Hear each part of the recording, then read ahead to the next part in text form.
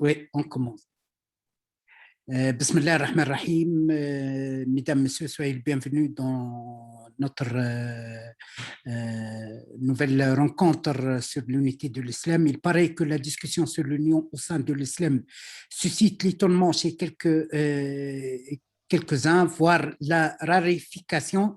Il est peut-être important de reconnaître et d'affirmer que parmi les sujets les plus sensibles et que beaucoup évitent de traiter car ils provoquent de l'agitation. Le fait même de citer le sujet de l'union en islam doit s'amorcer du principe fondamental que l'islam est une religion indivisible, que toutes les minorités et mouvements au sein de l'islam se réunissent autour de l'unicité d'Allah, Dieu unique, de l'unicité du messager Muhammad alayhi salatu wassalam et de l'unicité du Coran, parole d'Allah révélée à Muhammad Rasulullah. Et ce, malgré les différentes pratiques rituelles. Parler de l'union des musulmans au sein de l'islam est parfois moqué par les uns comme une perte de temps, alors que d'autres le méprisent.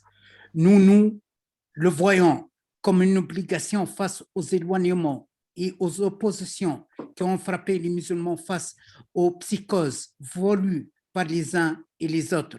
Aujourd'hui, face à la haine semée, il est plus nécessaire de dire et d'affirmer que la haine fait sur les musulmans et par conséquent fait sur l'islam. Le combat entre les uns et les autres, le moulage et l'écrasement des autres, le radicalisme, l'extrémisme, le terrorisme, au point où l'on observe un sunnite tuer un chiite et vice-versa, un chiite apostasier le sunnite et vice-versa. Nous sommes témoins que des agendas politiques utilisent de l'agitation doctrinale avant de mettre les musulmans contre les musulmans, alors que le temps exige pour les musulmans et les musulmans l'union absolue et l'unification avant de renverser les dangers qui les guettent de toutes parts.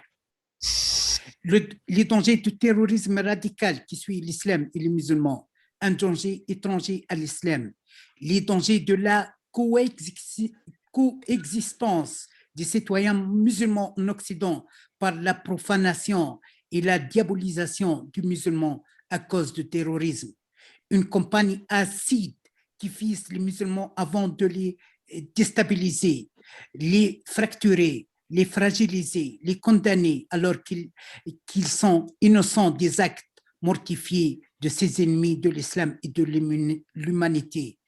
Toutes les écoles et sensibilités religieuses musulmanes sont menacées aujourd'hui par l'exclusion, l'islamophobie, la sous-estimation des musulmans, les agressions physiques et idéales qui les jettent en pâture, qui les condamnent à la diabolisation et à la souillure de leur image. Il est obligatoire qu'on fasse par l'union contre toutes ces formes de menaces et contre le plus grand des ennemis, à savoir l'islam politique ou l'utilisation politique de l'islam ou l'utilisation pour des fins politiques lâches de l'islam qui s'était propagé et ancré dans nos sociétés, de Yazid ibn Muawiyah qui tua et assassina criminellement et sauvagement le noble de la descendance de la famille du messager Muhammad alayhi salatu wassalam, al-Sayyid, notre Seigneur Al-Hussein rahmatullahi alayhi, au mouvement déviant et radicaux de l'islam politique wahhabite et salafite, et qu'aujourd'hui des individus tellement massacrés par la médiatisation de ces derniers commettent malheureusement des crimes contre les musulmans et les non-musulmans. Nous sommes fiers au sein de la coordination islamique des organisations suisses que nous sommes la seule organisation européenne qui représente les musulmans en Europe et en Suisse, quoi qu'il soit, des sunnites, des chiites, des alaouites. Nous travaillons et nous avons travaillé pour l'unité et nous continuons à résister face face à des tentatives de l'islam wahhabite, de l'islam politique, des mercenaires qui essaient d'utiliser l'islam pour exclure la coordination islamique suisse. Tout notre soutien et empathie avec notre leader, Dr Farhat Afshar, qui a œuvré pendant 40 ans pour l'unité des musulmans et l'unité de l'islam. Tout mon respect et considération pour Cheikh Mouhajir et Cheikh Lakhdari, qui ont exprimé à chaque fois leur disponibilité pour le dialogue, pour renforcer les liens entre les musulmans et pour fissurer les tentatives de séparation et division. Et je vous cède la parole, Dr Afshar, président de la coordination des organisations islamiques suisses. Salam alaikum, bonsoir, chers amis. Alaykoum salam. Cher professeur Ben Yahya, merci de votre présentation aimable. C'est un grand plaisir de vous accueillir aujourd'hui à la visioconférence de Chios. La coordination islamique des organisations suisses est la plus ancienne organisation nationale. Elle a été fondée en 1978. Chios a 3 objectifs. Premièrement, l'unité de tous les musulmans et d'islam en Suisse. En particulier, l'unité des sunnites et des chiites et de toutes les orientations islamiques. Deuxièmement, créer une fondation islamique caritative WAQF sous la supervision du gouvernement fédéral. Cette fondation rendra l'organisation islamique indépendante de finances de pays étrangères. Troisièmement, la communication directe entre les musulmans. Par ces moyens, nous pouvons discuter de toutes les questions entre nous. Nous pouvons trouver des solutions ensemble. Aujourd'hui, l'extrémisme islamique est un problème très important pour nous et la société. L'extrémisme islamique divise les musulmans. Il met en danger la coexistence pacifique et harmonieuse avec la population en Suisse. Je suis très heureuse d'entendre votre message. Je vous en prie de commencer. Merci beaucoup. J'aimerais bien souhaiter le bienvenue aux représentantes, Madame Latifa de Néologique Centre Al-Akhdari de Cesson en France, notre ami Cheikh Tawkili de l'association Ahl Bayt de Lausanne. Et c'est à vous, Dr Ben Yahya, pour diriger le panel. Merci. Alors, mes chers, bonsoir à toutes et à tous. Nous commençons cette conférence peut-être en attendant le retour de Cheikh Al-Akhdari. Je vais donner la parole en premier lieu à Cheikh Mouhajir, Inch'Allah, Ya Rabbil Alamin. La thématique de ce soir est une thématique fondamentale pour l'avenir de tous les musulmans, pour l'avenir d'ailleurs des citoyens. L'union des musulmans contre les séparatismes, contre les sectarismes, contre les oppositions, contre les frictions, contre les combats internes et acharnés qui divisent les musulmans depuis tant d'années. Selon vous, Cheikh Mouhajir, quelle serait votre vision par rapport à cela? Qu'est-ce qu'il faudrait faire? Qu'est-ce qu'il faudrait mettre sur la table et quels sont les moyens pour pouvoir y arriver?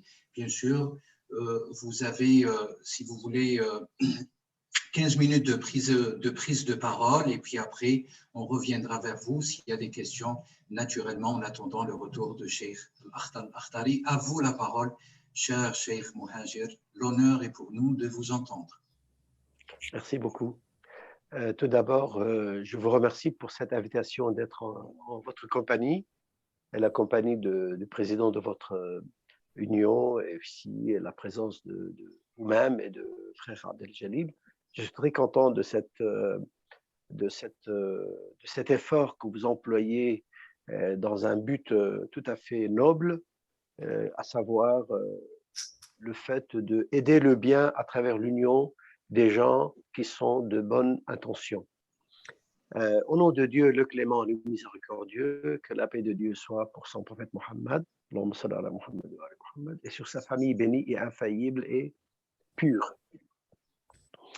Le message de l'islam est un message de miséricorde qui, dans sa signification, dépasse largement le but de l'union ou bien du rassemblement. La miséricorde, c'est une bénédiction divine que Dieu, par sa pitié et son amour aux êtres humains, a envoyé à travers le personnage du prophète de l'islam. Lorsque il dit dans le noble Coran, vous n'êtes envoyé, ou bien tu n'es envoyé qu'en tant que miséricorde pour les mondes. Ça sous-entend les mondes, ça veut dire pas seulement le monde humain, parce que les mondes, ça englobe beaucoup de mondes, à savoir le monde humain, le monde végétarien, le monde animal, le monde même des anges, et même des créatures qui sont non raisonnables, comme les pierres, les montagnes et les océans. Donc, c'est une miséricorde générale qui veut indiquer cette existence multiple à trouver la paix et le bien-être.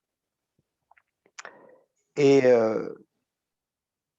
au départ, dans l'arrière-pensée de l'islam, la question de la division est tout à fait mise à part, parce qu'elle n'est même pas concevable normalement entre des gens qui croient en ce prophète et qui suivent sa voie. Le risque de la division, le risque de l'anarchie, le risque de danger provient des ennemis de ce message qui se sont déclarés en tant que tels et qui voulaient, bien sûr, porter nuisance à ce message et à son objectif. C'est pourquoi nous voyons que, par exemple, le prophète de l'islam s'adresse avant tout contre les oppresseurs. Si, par exemple, nous prenons le verset coranique qui dit « ne prenez pas ceux comme les oppresseurs comme un soutien ou bien comme un allié ou bien comme un chef, n'est-ce pas? Sinon, le feu, sous-entendu l'enfer, vous touchera ou bien vous envahira. » Donc, avant de parler de ce problème de division entre les musulmans tous entiers, quelle que soit leur pensée ou bien leurs différends, doivent tenir compte de ne pas être alliés avec les oppresseurs, doivent tenir compte de ne pas se soumettre à l'oppression, quelle qu'elle soit. Ça, c'est le message principal au niveau de la pratique de la vie sociale et politique.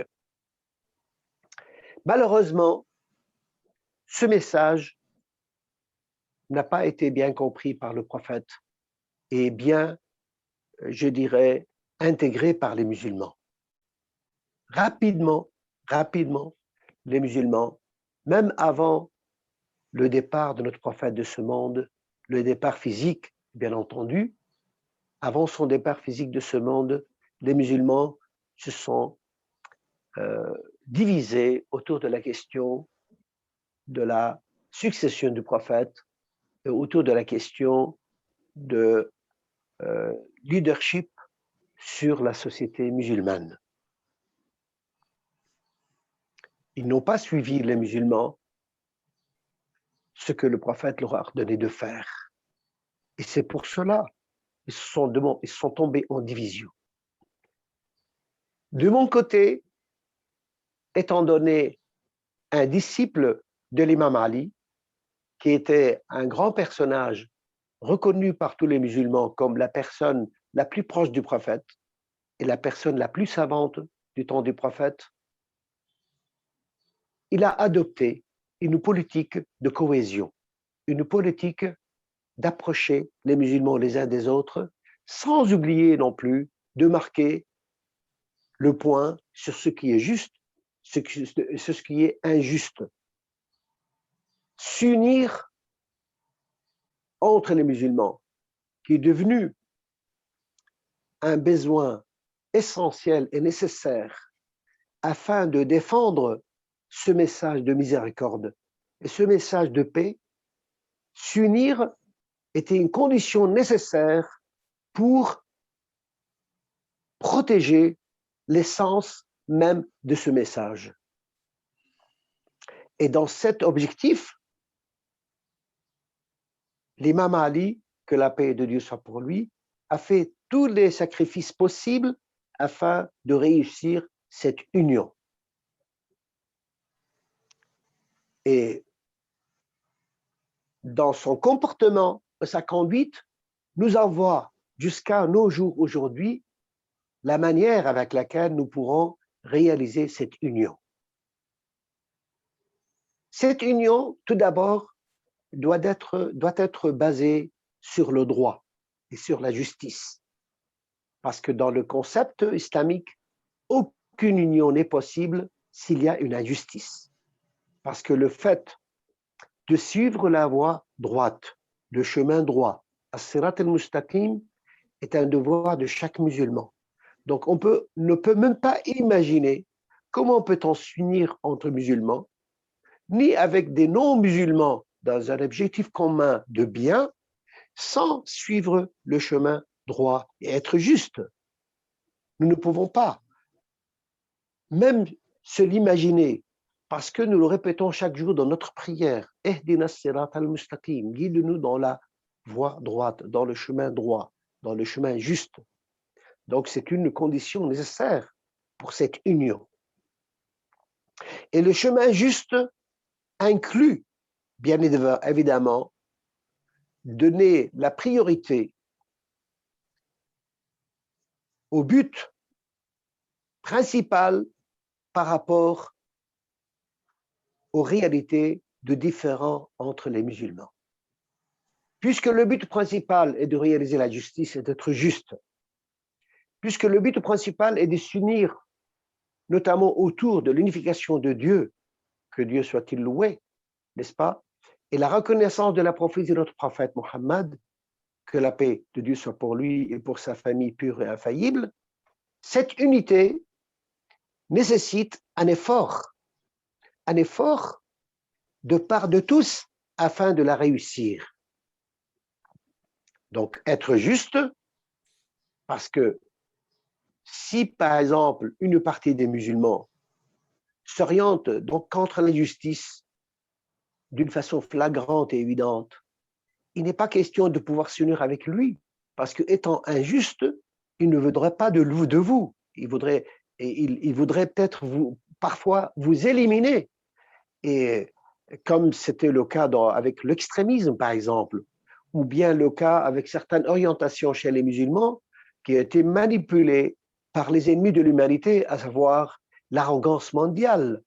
Lorsque nous voyons, par exemple, dans notre existence de tous les jours, des organisations prétendant être musulmanes et reconnaître en même temps et reconnues aussi par l'arrogance mondiale comme quoi était derrière leur fondation, tel que cela a été reconnu par les chefs de cette arrogance.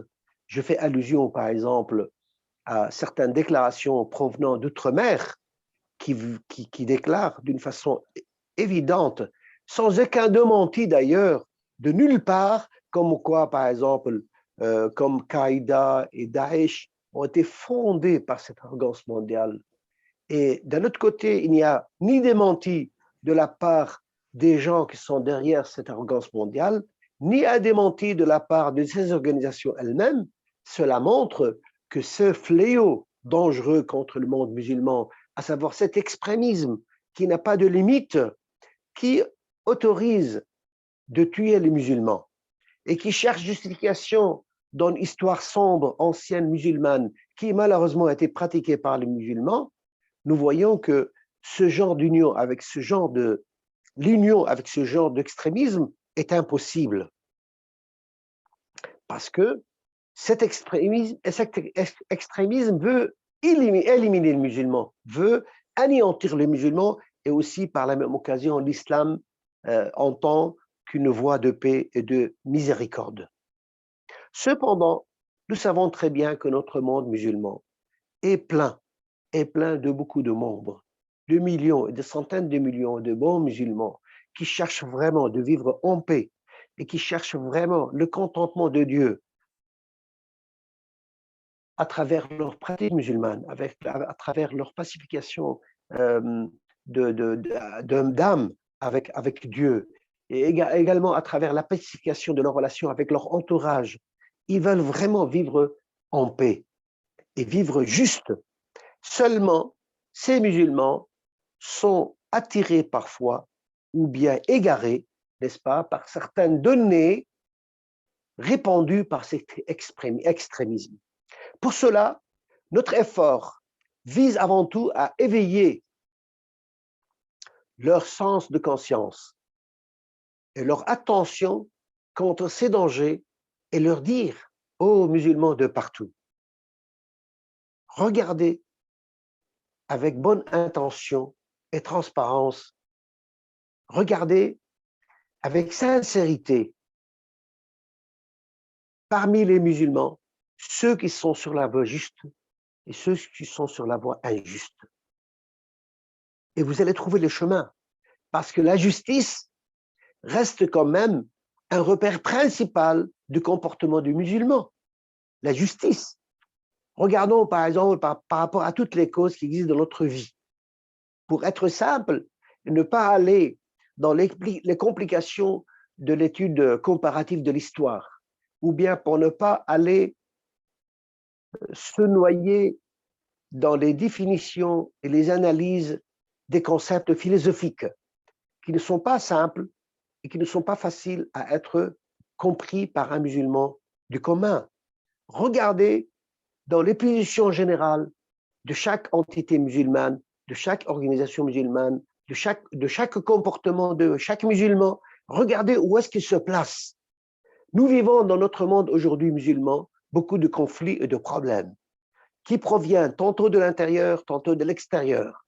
Mais dans la majorité des cas, selon l'analyse la plus simple et évidente, proviennent de l'extérieur, qui veut nous empêcher de regagner notre indépendance, regagner notre existence, notre liberté nationale ou bien individuelle. Cette arrogance externe qui vient et qui vise notre unité dans chaque pays de nos pays. Alors, si nous voulons vraiment savoir la voie juste, regardons par rapport à tous ces dangers qui nous guettent. Regardons par exemple le problème du Yémen. Nous voyons un peuple musulman paisible dans ce pays qui s'appelle d'ailleurs le Yémen paisible, Al-Yémen al-Saïd. Ce pays de biens et de richesse à tous les niveaux, ce pays qui est incontestable, musulman depuis des centaines et des siècles, et c'est un pays qui est entré dans l'islam dès son arrivée avec l'annonce de ce message par le prophète. Et nous savons très bien, si nous parlons par exemple au niveau arabe, les Yéménites sont les Arabes les plus authentiques parmi les nations arabes, parmi les populations arabes. Donc c'est un pays qui a tout normalement pour être respecté et vivre en paix dans son existence intérieure ou bien de voisinage. Alors c'est un pays qui n'a agressé personne et qui n'a fait un problème à personne à l'extérieur de son territoire et par rapport à ses voisins. Alors nous trouvons qu'il y a un pays qui se nomme musulman, aidé par les forces arrogantes mondiales, agresser ce peuple d'une façon sauvage et sans égale et sans d'ailleurs pareil dans notre monde aujourd'hui. L'agression que subit le peuple du Yémen n'a pas de pareil. Même le peuple palestinien, qui est pour nous une cause sacrée pour tous les musulmans et tous les autres hommes libres dans le monde, n'a pas reconnu autant d'agressivité et dureté et de sauvagerie dans la manière de mener cette agression contre ce peuple. Alors, à chaque musulman dans le monde, il suffit de voir ce problème au Yémen et voir qui se range du côté du peuple du Yémen. Et il peut être sûr que celui qui se range du côté du peuple du Yémen et contre l'agression contre ce pays, il est vraiment dans la voie juste. Il peut voir aussi qui est l'agresseur et qui est avec l'agresseur. Il peut aussi voir d'une façon évidente qui est injuste et qui est loin d'être apte pour accéder à un langage d'union entre les musulmans. Pareil pour le problème de la Palestine. C'est une cause sacrée pour nous tous. Nous tous les musulmans, depuis notre enfance, nous vivons les douleurs qui accompagnent ce problème. Et nous sentons ce que souffre ce peuple, le peuple palestinien, qui est un peuple musulman, et même dans lequel il y a une aussi variété chrétienne qui est aussi honorable et respectable, cette variété qui a lutté aussi par la justice depuis le danger de ce conflit, depuis l'existence du danger de cette occupation de ces pays. Donc ce pays palestinien, reconnu par le monde entier, à moins de la part de tous les gens libres d'esprit, libres de pensée, ils voient vraiment l'injustice que subit ce peuple.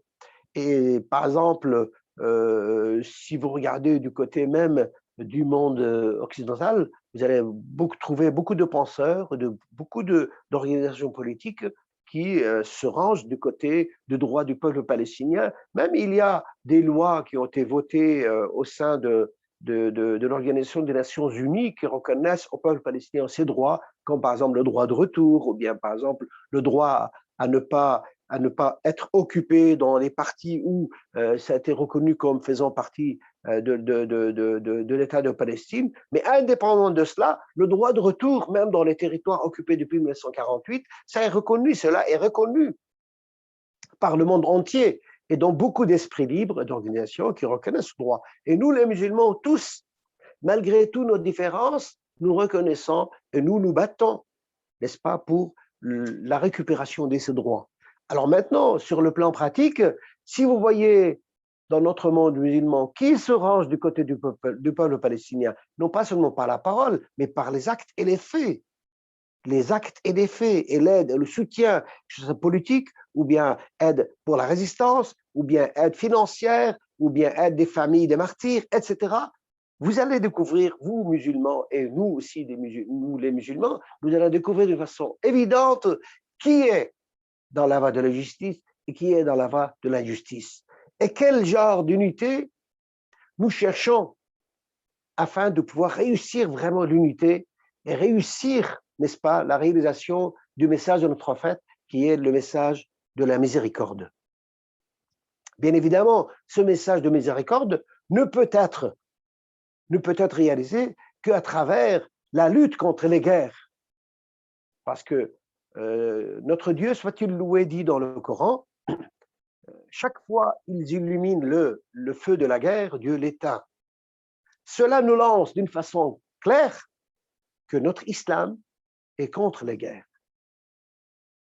Parce que Dieu, sa volonté, c'est d'éteindre les guerres. On est contre les guerres. Bien évidemment, si on est contre les guerres, on est pour la paix. Cela va de soi. Mais malheureusement, dans beaucoup de cas, vous êtes obligé de vous faire défendre lorsqu'il y a quelqu'un qui veut vous agresser et qui veut porter atteinte à vos droits, notamment lorsque vos droits d'existence, vos droits initiaux qui sont de votre existence tout simplement dans votre pays, là où vous êtes né, là où vos grands-parents et vos aïeuls sont nés. Donc lorsque vous êtes obligé n'est-ce pas, de mener une guerre, même dans ce cas-là, vous êtes appelé à être juste aussi. Parce que Dieu soit-il loué, nous dit dans le Coran, Bismillah ar-Rahman ar-Rahim, au nom de Dieu le clément, le miséricordieux, ne soyez pas entraînés par votre haine contre quelqu'un à ne pas être juste. Soyez juste. Soyez juste. Cela est plus proche de la piété. Donc, pour conclure à cette intervention, excusez-moi, qui peut-être a été longue, mais de toute façon, elle est en attente de l'arrivée de notre ami aussi, Akhdari.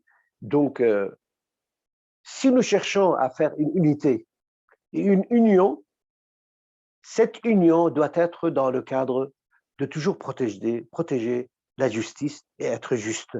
Cela, bien sûr, ouvre la voie. À partir du moment que nous affirmons comme étant être juste, cela ouvre la voie à comment gérer la sauvegarde de la justice lorsque nous avons des différends. Wassalamu alaikum. Et que la paix de Dieu soit sur vous. Wa alaykoum salam wa rahmatullahi wa barakatuh, Cheikh Muhajir. Merci infiniment pour cette intervention dans laquelle je récapitule un petit peu les axiomes fondamentaux. Vous avez mis le doigt, accentué la notion fondamentale qui est le cœur de l'islam, à savoir la notion de la rahma, la miséricorde, cette miséricorde qui fut et qui est éternellement la mission du prophète Mohammed alayhi salatu salam. Vous avez annexé de manière et peut-être cristallisé, si vous voulez, le déploiement de cette rahma vers cet outil réel et concret.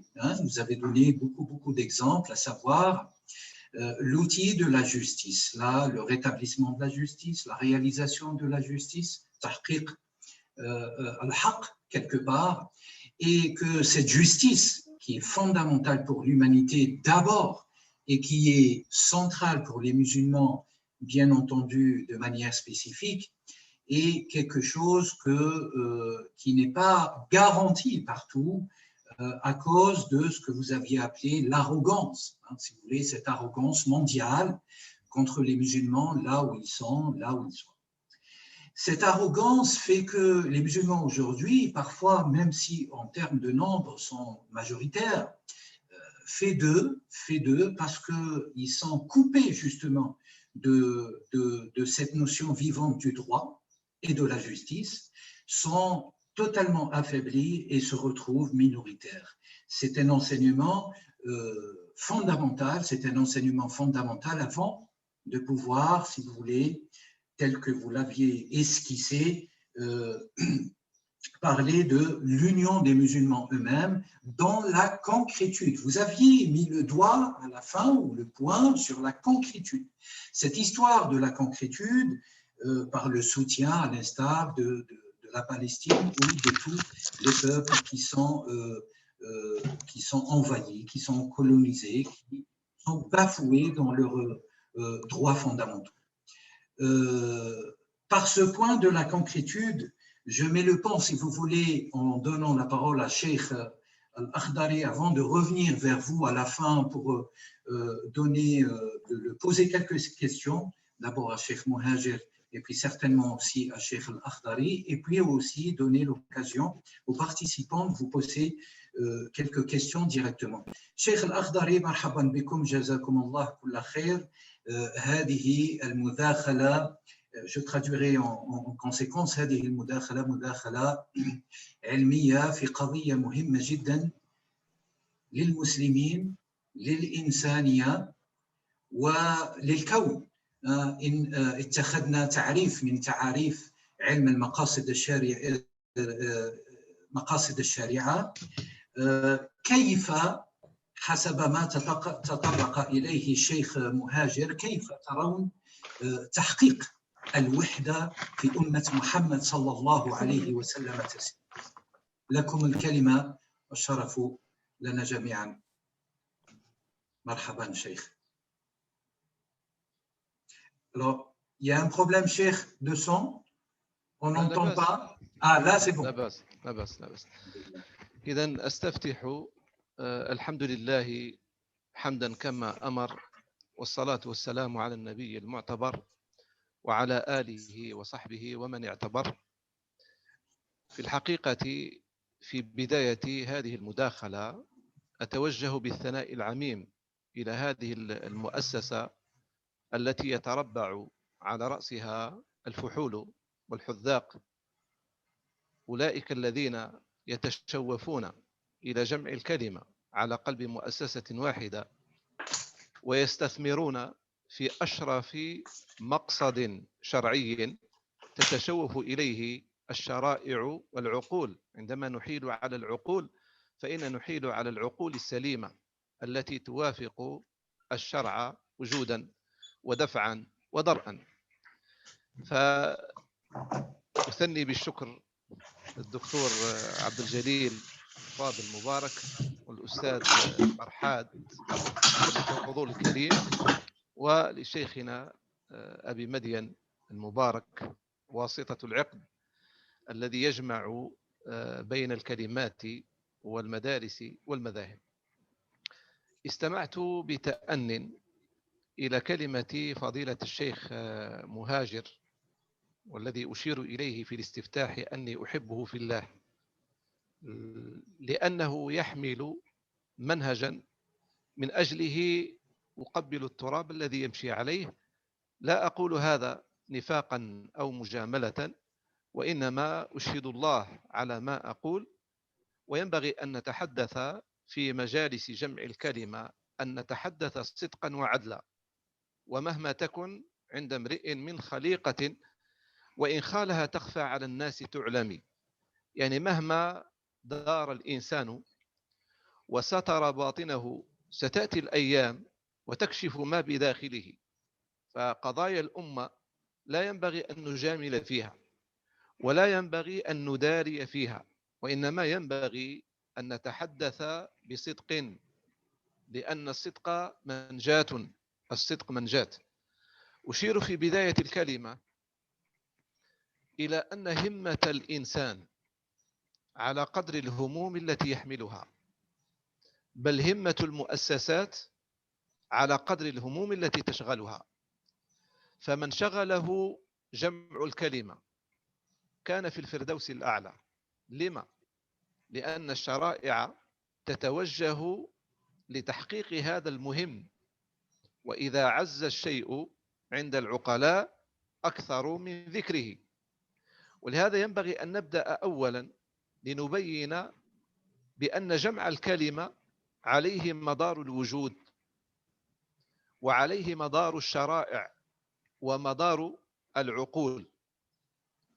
أستفتح بواقعة، وهي أني في أيام الطلب كنت في دمشق سنوات عدة أحصل وأهرول وراء العلماء وراء المؤسسات، وأذكر أني درست المنطقة عند الشيعة، درست المنطق المظفر، والشيخ مهاجر يعرف هذا الكتاب في المنطق، درسته عند علماء الشيعة، بمعنى أننا نتشوف من أيام الطلب إلى تحصيل هذه الوحدة وهذا الاجتماع بين الإخوان في الدار الواحدة. لأن النزاع إذا كان في الدار فإن مفاسده تنعكس على الأمم، ولا ينسجم أبدا أن نبحث على جمع كلمة الأمم والخلاف مستشر فيما بيننا وفي داخلنا. الحديث ليس حديثا نظريا كما قال الشيخ مهاجر، بل هو مسلمة من المسلمات أن تجمع الكلمة. وقلت في مجالس الطلب العقول تهوي إلى الوحدة، وأمثل بمنظومة الأجناس عند المناطق. الجنس مفهوم كلي يدل على متعدد مختلف من حيث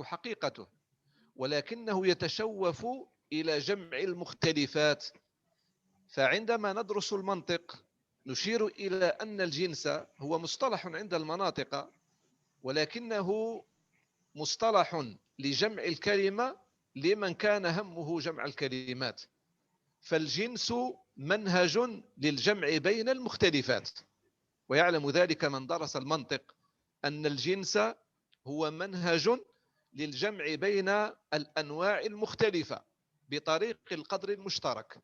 إذن مناهج المناطق، مناهج العقلاء تهوي إلى جمع الكلمة. مناهج الفقهاء الذين تكثرت فروعهم الفقهية سعوا إلى ترميم الخلف بين الجزئيات، فابتكروا ما يسمى بالقواعد الفقهية أو النظريات الفقهية. والقواعد الفقهية هي تلك القواعد الجامعة لجزئيات مختلفة. النظريات الفقهية هي نظريات جامعة للقواعد المختلفة. الأصول كذلك علم لو بحثنا في أول مؤسس له، لا نبحث عن أول مؤسس، لأن الشيعة تقول بأن أول مؤسس للأصول هو الإمام جعفر الصادق رضي الله عنه، وأهل السنة يقولون بأن أول مؤسس هو الإمام الشافعي. لا ينبغي أن يكون النزاع في أول من أسس، ولكن كيف نستثمر هذا التأسيس لكي نجمع الكلمة.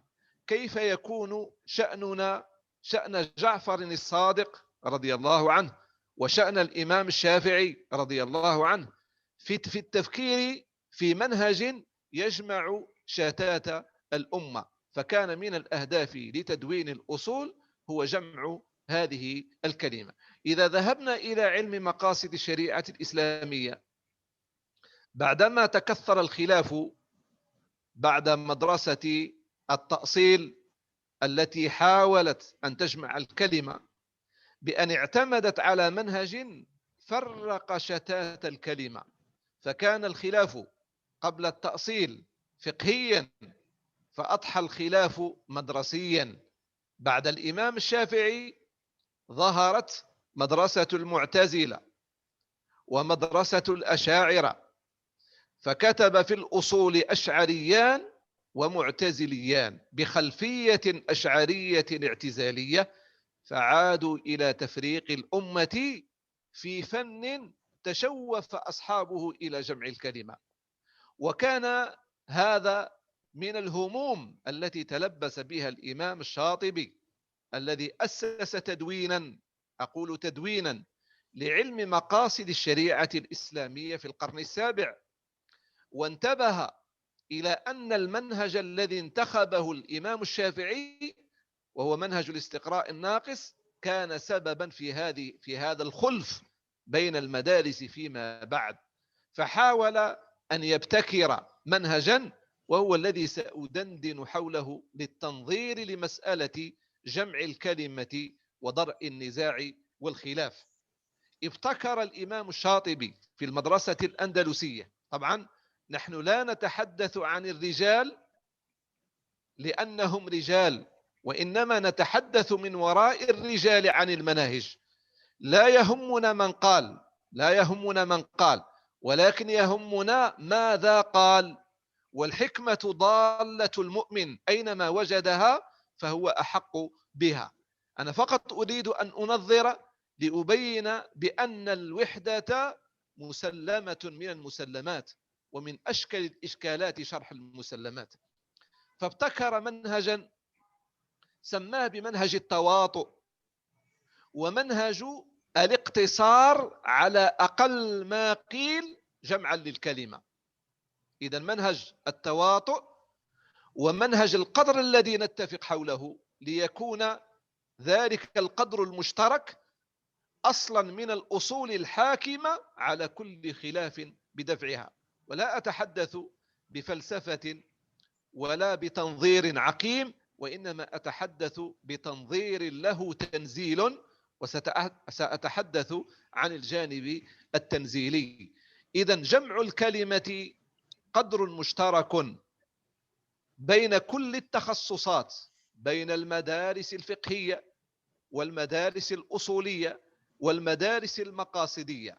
وأتمنى أن نعقد جلسة عن منهج جمع الشمل في المدرسة المقاصدية، ونحن بأمس الحاجة إلى منهج نجمع به شملنا. أعود لأقول أنه من أشكل الإشكالات شرح البديهيات. الوحدة مسألة قطعية يتشوف إليها الشرع والعقلاء كما قلت، ومن يشكك في هذه المسلمة قد يكون منحرفا عن المحجة البيضاء. يكفيني أن أقول بأن النبي صلى الله عليه وسلم، وهو القدر المشترك بين مدارس الشيعة والسنة ومدارس أهل الاعتزال، هو القدر الذي تتفق عليه الأمم المنتسبة لهذا الدين. قال عندما اقترب أجله، قال: ما اسم يومكم هذا؟ ما اسم يومكم هذا؟ هل يعقل أن يسأل النبي صلى الله عليه وسلم سؤالا بديهيا ساذجا بهذه الطريقة: ما اسم يومكم هذا؟ هم يعلمون أنه يوم جمعة ويوم عرفة. قالوا: الله ورسوله أعلم. فقال لهم بالوصايا الخالدة: والذي يتشوف إلى لقاء ربه لا يوصي إلا بالأهم. فقال: إن أموالكم وأعراضكم حرام عليكم كحرمة يومكم هذا. أموالكم يشير إلى أموال إخواننا ونسبها إلينا لكي نستشعر بأن مال أخي مالي، وعرض أخي عرضي، ودين أخي ديني. حرام عليكم كحرمة يومكم هذا، لأنه علم النبي صلى الله عليه وسلم على أنه سيأتي على الناس زمان تتدخل.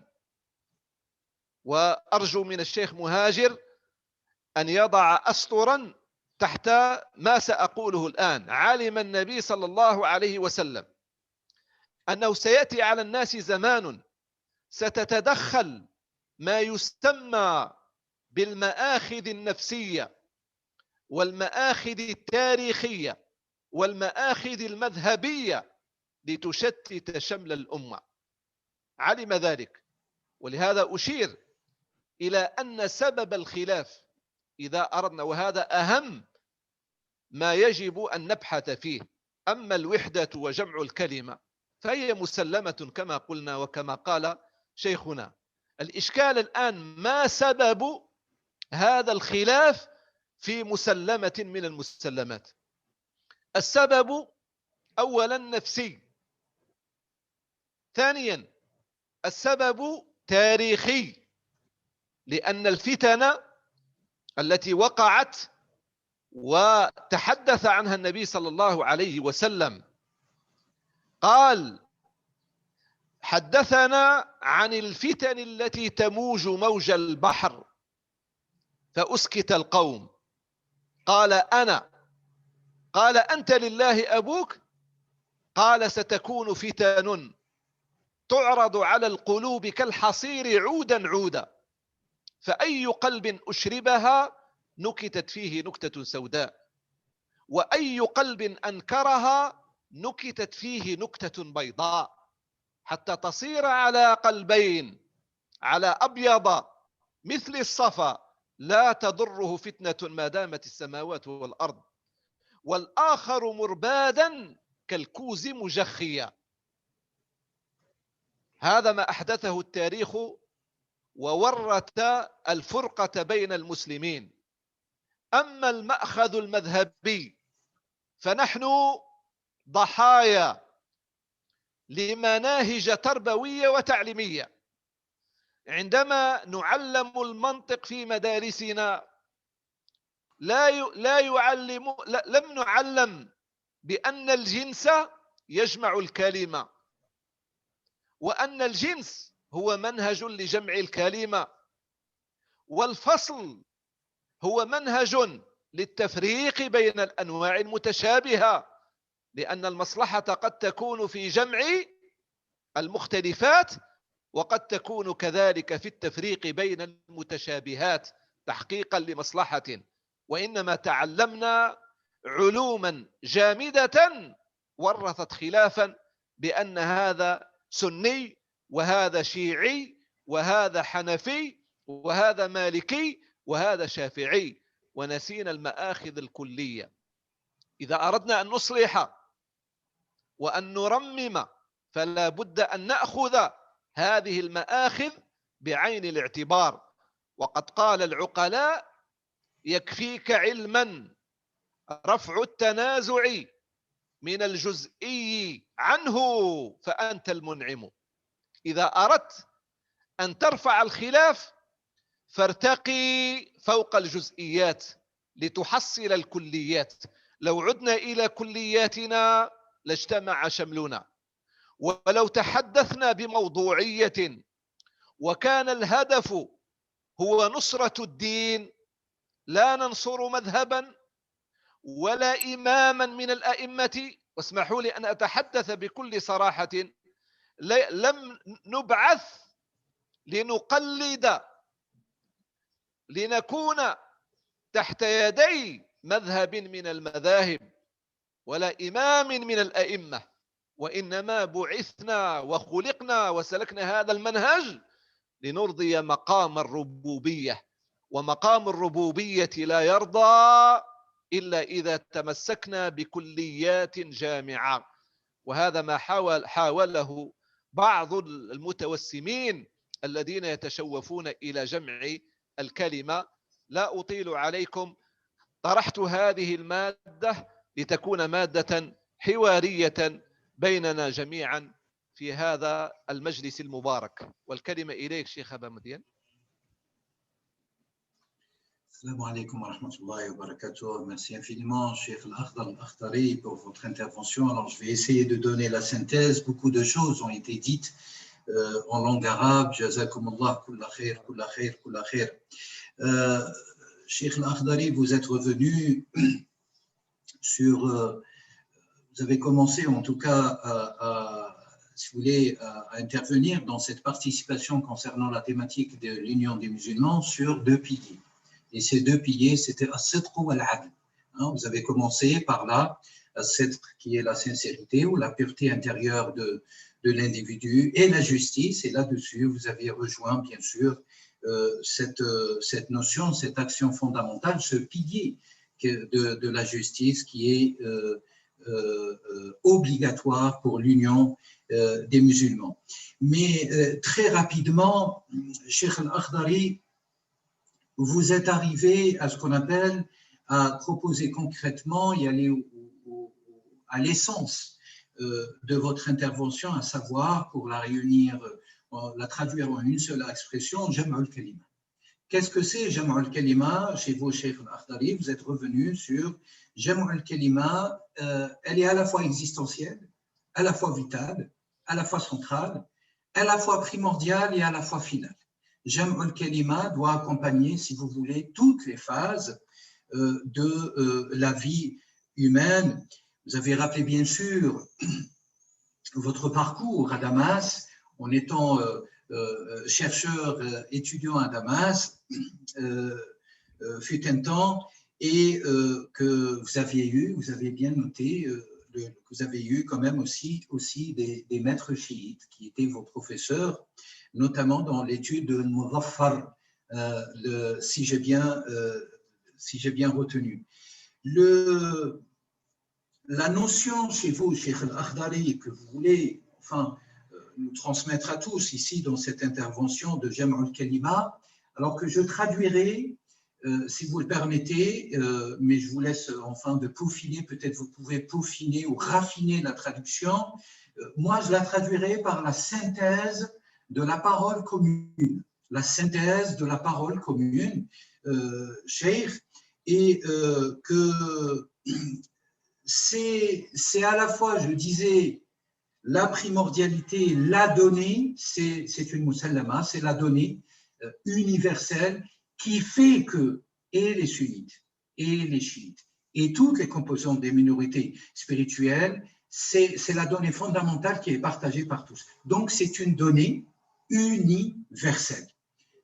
C'est un effort considérable qu'on doit tous mener. Vous l'aviez rappelé, notamment avant la fin de votre intervention, que le but suprême, même s'il est à la fois le moyen et le moyennant de la réalisation, ne peut être que Jam'ul Kalima, la synthèse de la parole commune de toutes et tous. Celle-ci, bien sûr, vous avez, si vous voulez, passé en revue un petit peu les sciences fondamentales, et leur distinction, leur gustation, leur finesse, leur particularisme, à savoir, à titre d'exemple, al-qawa'id al-fiqhiyya, les fondements de la jurisprudence ou du droit musulman, qui normalement sont censés concerner, étudier, focaliser, viser al-juz'iyat. Al-juz'iyat, c'est toutes les choses, si vous voulez, secondaires. Et que le but suprême de Jam'ul Kalima concerne, vous l'aviez dit autrement, vous l'aviez nommé par al-qadr al-mustarak. Al-qadr al-mustarak, c'est ce substrat, le point commun, ou ce substrat universel qui rassemble tout et qui rassemble les différences.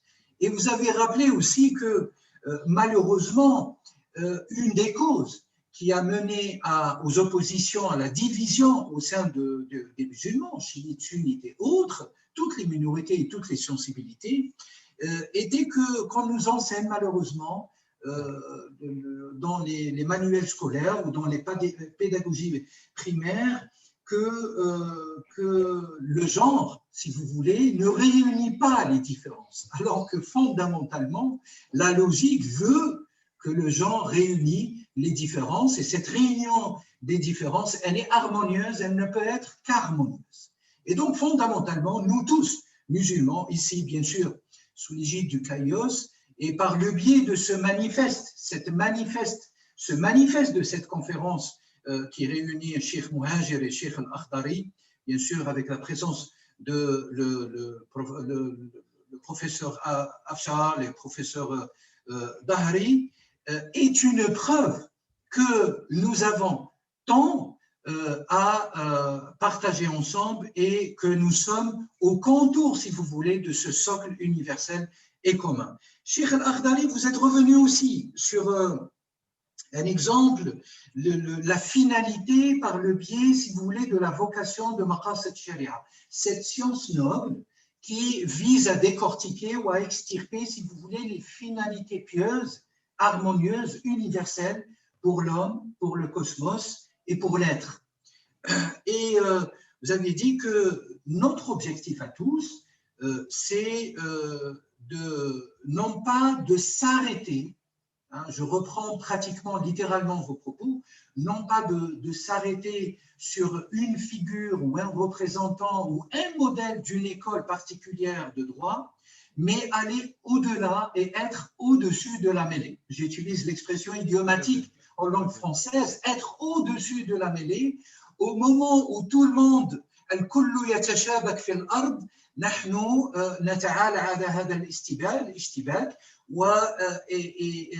au moment où il y a la mêlée, si vous voulez, à l'image, si vous me permettez l'image du rugby, des matchs de rugby, où vous avez deux équipes qui s'entrecroisent, s'entrechoquent, le point commun et le socle commun, qui est une donnée spontanée, fondamentale, basique dans les sciences islamiques, c'est que nous devons être au seuil de la réunification de tout ce qui nous unit et non pas s'arrêter sur les différences ou les différenciations secondaires, ce qui est ici transposé par l'image de la mêlée. Donc, être au-dessus de la mêlée est l'objectif suprême. Et bien sûr, au passage, vous avez évoqué comme objet, et donc vous contestez aussi un petit peu, enfin, vous êtes un réformateur quelque part, de la méthodologie. Le terme méthodologie, vous l'avez répété peut-être 5, 6, 7, une dizaine de fois, le manhaj, le manahij, etc. Et donc, c'est une question aussi de réfléchir ensemble. Vous proposez une cellule de réflexion ensemble sur les pédagogies aujourd'hui, pour tous les musulmans. Alors, spécialement parce qu'on parle aux citoyens musulmans de Suisse, mais tous les musulmans à travers le globe. Donc, vous proposez une cellule commune avec Cheikh, avec les professeurs qui sont présents, voire d'autres, bonne volonté, la création d'une cellule qui réfléchit à la revivification des méthodologies scientifiques, de la transmission de toutes les sciences pieuses. Vous parachevez votre intervention pour ne traduire peut-être que partiellement ce que vous aviez évoqué, que le but suprême de l'être humain, c'est pour la réalisation de l'enseigneurie, ar-rububiyyah, iqamatu wa tahqiq ar-rububiyyah, et que cette enseigneurie est la finalité suprême qui va lier tous les êtres, tous les serviteurs avec le Grand-Seigneur, et que notre finalité, ce n'est pas de s'arrêter à nos aspects formels ou à nos modèles extérieurs, historiques, politiques, philosophiques. C'est moi qui donne les exemples, entre parenthèses, Cheikh Al-Akhdari n'a pas donné ces vocables, et que c'est cela qui nous permettra de réaliser tous ensemble et de synthétiser la parole de tous les musulmans, de tous les citoyens. Avant peut-être, mais très très cher, alors j'en finis avec la transposition de l'intervention de Cheikh Al-Akhdari, il y a peut-être, je rends la parole à Dr Dahri, s'il a reçu entre-temps des questions, sinon peut-être on donnera... الشيخ بومدين إذا سمحت. Oui. وإذا سمحت شيخ يعني إذا في مجال تترجم مآخذ الخلاف النفسية والتاريخية والمذهبية. هذه مهمة جدا، النفسية والتاريخية والمذهبية، أسباب الخلاف. تسمعوني شيخ بومدين؟ Il a perdu la connexion. Est-ce que je ne sais pas. Peut-être on a perdu. Peut-être. Ah oui, vous êtes de retour, si vous me dites. Il faut activer le micro. Oui. Voilà, je suis là, mes chers Cheikh Al-Akhdari, vous vouliez rajouter quelque chose ou peut-être Cheikh Muhajir? Non, il vous demande de traduire المآخذ الفقهية والنفسية والتاريخية والمذهبية. يعني أسباب الخلاف نفسي وتاريخي ومذهبي. أسباب الخلاف, donc les causalités, si vous voulez, selon Cheikh, des oppositions et des fragmentations, si vous voulez, de manière beaucoup plus intensive entre les musulmans, sont des causalités ontologiques, et par conséquent qui recouvrent les causalités psychologiques, juridiques, juridiques, fiqhiyya kadhalik. Et le troisième point, et historique. Donc, vous avez une triptyque ou un ternaire de causalité qui participent tous, si vous voulez, à la division qui parfois touche et qui touche actuellement les membres de la communauté musulmane à travers les nations, les contrées et les géographies du monde. Voilà, mais très très cher. Donc peut-être, docteur Dahri, est-ce que vous avez des questions de votre part? Parce que c'est vous qui recevez les réactions. Si quelqu'un souhaite de poser la question, n'hésite pas. Alors, Frédéric, alors juste pour mettre un cadre. C'est à vous de gérer. Très bien. Juste pour mettre un... Oui, donc juste pour remettre un cadre, une question par personne, enfin les chouyoukh avec leur honorable présence, ça fait un moment qu'ils sont là. Peut-être on va prendre 3 grandes questions, mais vraiment 3 grandes questions au dos Cheikh Muhajir et Cheikh Al-Akhdari. Et puis après, je donnerai bien sûr la parole avant de conclure au président et au professeur, Inch'Allah. Nous avons encore devant nous 15 minutes, si vous le permettez. Monsieur Frédéric, est à vous la parole. Soyez concis et précis. À qui souhaiteriez-vous poser la question? Cheikh Al-Akhdari ou Cheikh Muhajir ou à tous les deux? je pense que c'est une question qui concerne un peu tout le monde. Je vais me baser par rapport à... D'accord. Salam alaikum à tous quand même, bonjour à tous. Voilà. Je vais juste me baser sur ce verset coranique que Dieu dit, descendez d'ici Allah, vous serez tous ennemis les uns les autres. C'est un verset coranique, c'est une parole de Dieu. Donc Dieu, il sait très bien que tout musulman qu'on soit, il y aura toujours une division entre nous. Alors si Dieu lui affirme par cela que nous sommes ennemis les uns les autres, comment nous, actuellement, pouvons-nous justement rassembler cette communauté musulmane? En plus, il dit sur un autre verset, que les amis, sur un autre verset, la sourate l'ornement, hein, sur le verset 67, il dit les amis ce jour-là seront ennemis les uns les autres, excepté les pieux. Ça veut dire, en fin de compte, est-ce que un musulman est-il vraiment pieux dans ces cas-là s'il n'arrive pas à se rassembler? Vous voyez la question à peu près? Parce que si il dit que Dieu, pour rassembler les gens, il faut qu'il soit pieux, est-ce qu'un musulman, dans ces cas-là, avec autant de divisions, est-il véritablement pieux? C'est ça, là. Puisque... Très bien, merci. Voilà. Merci infiniment, cher Frédéric. En effet, c'est une question. Merci infiniment, cher Frédéric. Vous avez vu, donc, voilà, allez-y, Cheikh Muhajir, à vous la parole. Bon, je recommence par le nom de Dieu, au nom de Dieu, le clément, le miséricordieux. Que la paix de Dieu soit sur son prophète Mohammed et sur sa famille pure et infaillible. En réalité, cette question qui vient d'être posée est une question de base qui concerne la reconnaissance de la nature humaine et qui nous envoie un message. Si nous voulons, nous les humains, si nous voulons vraiment être unis, car l'unité réelle ne peut être qu'avec la piété. Et malheureusement, la piété est loin, très loin d'être observée et atteinte par la majorité. Dieu soit-il loué, dit dans le Coran, si vous suivez la majorité de ceux qui sont sur la terre, ils vous égareront. وَإِن تَتَّبِعْ أَكْثَرَ مَنْ فِي الْأَرْضِ يُضِلُّوكَ وَقَلِيلٌ مِنْ عِبَادِ الشَّكُورِ. Peu de mes serviteurs sont de vrais remerciants.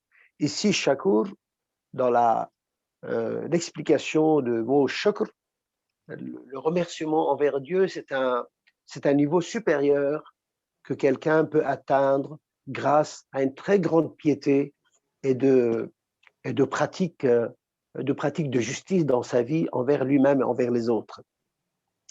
وَقَلِيلٌ مَا هُمْ, c'est-à-dire ceux qui sont les bons, sont très peu. À côté de cela, il y a une parole qui nous provient de Karbala, de Ashura, de l'imam Hussein, que la paix de Dieu soit pour lui, lorsqu'il a affronté la grande déviation de son époque et l'éloignement des principes et des valeurs de l'islam, il a été obligé de sacrifier soi-même et sa famille et ses compagnons dans le but de garder la flamme de l'islam vivante à travers les âges. Qu'est-ce qu'il a dit lors de cette rencontre avec ceux qui étaient des musulmans présents sur cette terre de Karbala et qui voulaient tuer le petit-fils du prophète qui est reconnu par le prophète lui-même comme étant le leader, le chef des jeunes du paradis. Et comme vous le savez très bien que tous les gens du paradis sont des jeunes, donc il est pratiquement le chef de tous les gens du paradis, à part bien sûr le prophète et son père, l'imam Ali. Et donc, qu'est-ce qu'il dit l'imam Hussein dans cette occasion? Il dit « An-nas abid ad-dunya » les gens sont les esclaves de ce monde ici-bas, sont les serviteurs de ce monde ici-bas. « An-nas abid ad-dunya » la religion n'est qu'une parole sur leur langue. La religion n'est qu'une parole sur leur langue. Ils entourent la religion. Ils prennent soin de la religion tant que ça donne bien lieu à leur fortune, à leur bien-être. Donc, Pour eux, la religion est bien acceptée tant que ça va avec leurs intérêts et leur bien-être, et leur fortune. ما درت معايشهم. Pardon. فإذا محصوا بالبلاء قل الديانون. Une fois ils sont mis à l'épreuve, sont très peu ceux qui respectent la religion. Sont très peu nombreux ceux qui respectent la religion. Donc, pour revenir un peu à la parole de mon ami qui porte les signes d'un grand savoir, notre ami le professeur Akhdari, qu'il a d'abord commencé par la parole de l'unité au niveau du genre, al-jins. Bon, l'unité du jins est une unité conceptuelle qui n'est pas facultative. On fait partie des hommes, le genre des hommes, on est tous des hommes. Que nous le voulons ou pas, nous sommes des hommes. Par contre, l'unité au niveau de l'idée, l'unité au niveau des intérêts, l'unité au niveau des objectifs, c'est ça qui pose le grand problème. Et lui, il a fait allusion à cela, que cette unité doit être analysée ou traitée à travers ses causes psychologiques, nafsi, tarihi, historiques et madhabi, ce qui veut dire des écoles, au niveau des écoles, ou bien séculaires, ou bien... Bon. Alors, donc, vous savez très bien, ça rejoint aussi la réponse à cette question qui a été posée par cet ami qui vient de la poser, faisant allusion au fait que les gens seront les ennemis les uns des autres une fois Dieu les fait descendre sur terre. En effet, et ça apparaît d'une façon flagrante, la raison nafsi, psychologique. Pourquoi nafsi, psychologique? Parce que les gens, ils ont divisé. Ils ne sont pas sincères. Qu'est-ce qu'il a fait que les musulmans, après le prophète, se sont divisés entre eux? C'est parce qu'il y avait parmi les musulmans des gens qui voulaient atteindre certains droits qui ne leur appartiennent pas, tout simplement. Donc c'est une raison psychologique. Ils voulaient suivre une voie que le prophète leur avait déconseillée. Historique. Bien évidemment, la division a des raisons historiques. Pourquoi? Parce que les musulmans, lorsqu'ils se sont divisés psychologiquement, ils ont accumulé leur pouvoir et leur force et leurs moyens afin de causer ce qu'on appelle l'affrontement. Ils ont été jusqu'à faire la guerre. Il y a des compagnons et des musulmans qui se sont battus entre eux. Et qu'il y a eu des guerres, il y a eu des morts. Il y a eu des morts par milliers, et non pas par un ou deux ou dizaines, par milliers. Et malheureusement, les haines de ces guerres continuent à occuper la conscience des musulmans jusqu'à nos jours aujourd'hui.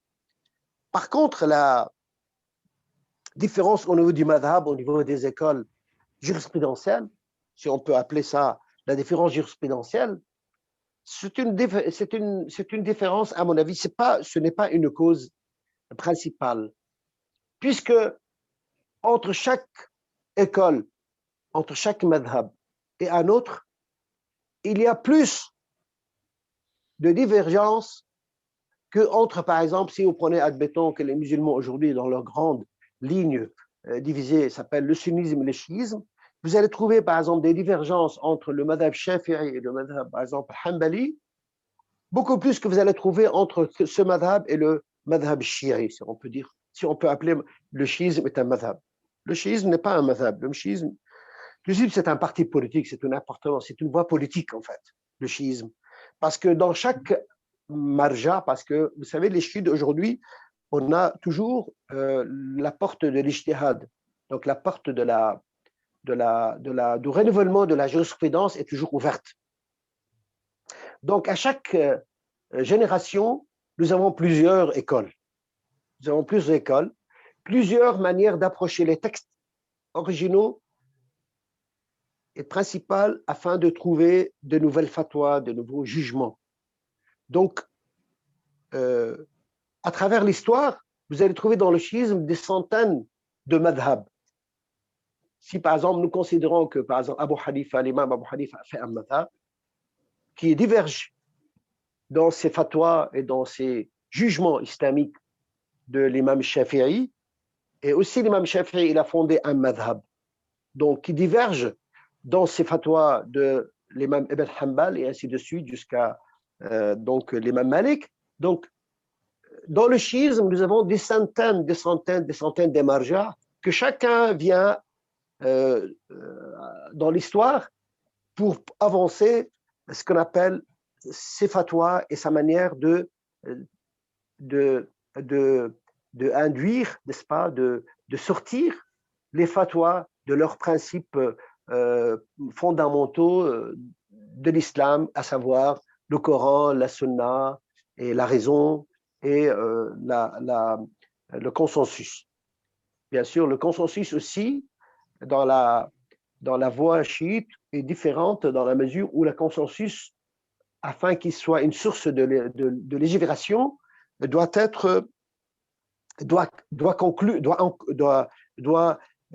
comprendre le point de vue ou bien du prophète ou bien d'un des imams infaillibles qui sont les descendants du prophète. Donc le consensus de la communauté de la Ummah ne peut pas produire de vérité dans la mesure où ils peuvent tous se tromper, puisqu'ils sont tous capables de se tromper. Donc le consensus n'est pris en considération comme une source de jurisprudence, sauf si, par exemple, ce consensus est crédité par l'opinion, l'accord, n'est-ce pas, l'accord du prophète ou bien d'un des imams. Bon, sur cela, je dirais que la divergence jurisprudentielle ne peut pas être une cause de la division des musulmans. La division des musulmans se fonde et se fonde sur les deux raisons principales qui sont à savoir la raison psychologique, c'est-à-dire la divergence des intentions, et puis les conflits historiques qui ont lieu dans l'histoire. Pour conclure, je dirais, pour réaliser l'unité des musulmans en s'accrochant à étudier l'histoire et les intentions des premiers musulmans jusqu'à aujourd'hui, pour dire que voilà, nous voulons reproduire une communauté musulmane qui accepte ou bien qui prend une seule histoire ou une seule version de l'histoire ou une seule compréhension ou bien un seul objectif vis-à-vis de la question du pouvoir politique dans son histoire et non pas dans sa réalité, cela est une peine perdue. Pourquoi est une peine perdue? Parce qu'il y a une grande partie des musulmans qui continuera toujours à dire que pour moi, l'islam, ce que les compagnons du prophète m'ont transmis, d'après le prophète, bien sûr. Nous sommes tous d'accord que l'islam provient du prophète. Donc, il y a une partie des musulmans qui va dire toujours, pour moi, l'islam, c'est ce que les compagnons m'ont transmis. Un point à la ligne. Et il y a une autre partie des musulmans qui sont les chiites, qui vont dire toujours, pour nous, l'islam, c'est ce que la famille du prophète, à travers les 12 imams, descendants du prophète, c'est ça l'islam. Les imams nous ont transmis l'islam d'après le prophète, et c'est ça l'islam, et non pas autre chose. Et ce problématique arrive jusqu'à même l'interprétation du Coran. Lorsque vous voulez comprendre les versets coraniques, leur signification, notamment les versets qui peuvent avoir plusieurs significations, ou bien les versets par rapport auxquels nous n'avons pas de renseignements suffisants par rapport à l'occasion de leur révélation. Donc, pour les chiites, la référence exclusive pour la compréhension du Coran, c'est les imams de Ahl al-Bayt, donc les imams de la sang du prophète, tandis que pour les sunnites, ils vont dire non, nous comprenons le Coran à travers les interprétations et les explications qui nous sont parvenues par les compagnons. Et les compagnons, bien sûr, il y a une grande discussion autour des compagnons. Il y a les compagnons qui se sont fait la guerre entre eux, les compagnons parmi lesquels il y a eu beaucoup de sang. Et puis maintenant, on va dire non, vous les musulmans, vous ne devez pas aller jusqu'à cette période-là et n'entrez pas dans les divisions qui ont lieu entre les compagnons parce que par cela, vous faites une très grave erreur. Alors, comment un musulman pourrait comprendre l'islam sans comprendre ce qui se passait dans le passé, dans la période si vous voulez, fondamentatrice de l'islam. L'islam a été fondé pendant cette période-là. Et moi, comment moi je pourrais comprendre l'islam sans comprendre cette période? Donc cela, chercher à faire l'unité entre les musulmans en prenant en considération fondamentale ces aspects-là, me paraît une mission impossible. Par contre, il est tout à fait possible de réaliser l'unité des musulmans à travers leurs intérêts contemporains. Nous, les musulmans, tous, nous devons lui dicter des règles. D'abord, les règles, c'est le respect de l'autre. Et cela provient même de l'islam. L'islam lui-même nous parle à tous les gens dans des versets très connus. Ya ayyuhan nas inna khalaqnakum min dhakarin wa untha wa ja'alnakum shu'uban wa qaba'ila lita'arafu inna akramakum 'inda Allahi atqakum. L'islam nous parle ici, il parle avec les gens, et non pas seulement les musulmans, il nous parle à tous. Oh les gens, Dieu vous a créé à partir d'un homme et d'une femme et vous a fait des peuples et des tribus pour que vous connaissiez les meilleurs parmi vous seront les plus pieux. Donc au niveau de la fondation de l'idée de l'unité en tant qu'être humain, en tant que musulman, il y a lieu facilement à réaliser cela, tout en laissant le champ libre à chacun d'étudier l'histoire, de la comprendre et d'apprendre des leçons et de la réaliser, et de réaliser des dialogues pacifiques entre les uns et les autres pour connaître davantage ce qui s'est passé dans le passé. D'un autre côté, nos intérêts communs, je vais terminer, les intérêts communs, nous avons des intérêts communs, nous avons des causes communes. Les causes communes, c'est la libération de nos peuples, c'est la réalisation de l'intérêt de notre bien-être économique, c'est le fait d'être unis ensemble contre nos ennemis qui sont en réalité, ne sont pas nos ennemis à nous aussi, qui sont les ennemis de l'humanité, à savoir l'argande mondiale, le colonialisme, etc.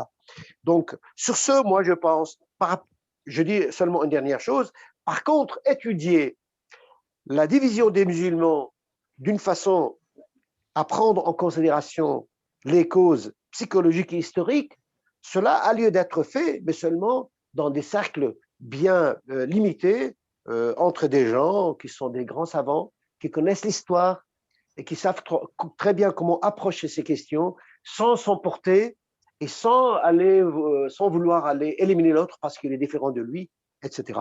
Voilà. Excusez-moi d'être un peu long, mais c'est ce que c'était l'occasion qui m'est imposée pour dire. Merci beaucoup, Cheikh Mouhajir. Merci pour les éclairages aussi de votre vision des choses par rapport à l'union des musulmans. Vous avez apporté beaucoup d'éléments, en tout cas revenu sur quelques éléments avant de donner la parole à Cheikh Al-Akhdari. أرى أن له peut-être des éclairages à apporter وحق الرد كذلك أو توضيح بعض النقاط في هذه المداخلة. Je rappelle que l'essentiel, en réalité, alors l'essentiel, c'est d'user de tous les moyens pour pouvoir à cette unité, quoi qu'il en coûte. Et c'est ça l'objectif suprême. Cheikh Mouhajir, Cheikh Al-Akhdari, docteur, professeur Farhad Afshar, docteur Abdel Jalil et tous les membres, les étudiants, les professeurs ou les élus qui sont avec nous ce soir. C'est d'user de tous les moyens possibles en notre existence pour pouvoir réaliser cette harmonie, cette union des musulmans qui est aujourd'hui plus qu'obligatoire. Elle n'est plus une nécessité. Fut un temps où elle était une nécessité, aujourd'hui elle est obligatoire. صار الأمر فرضي. لكم الكلمة شيخ الأخضري جزاكم الله.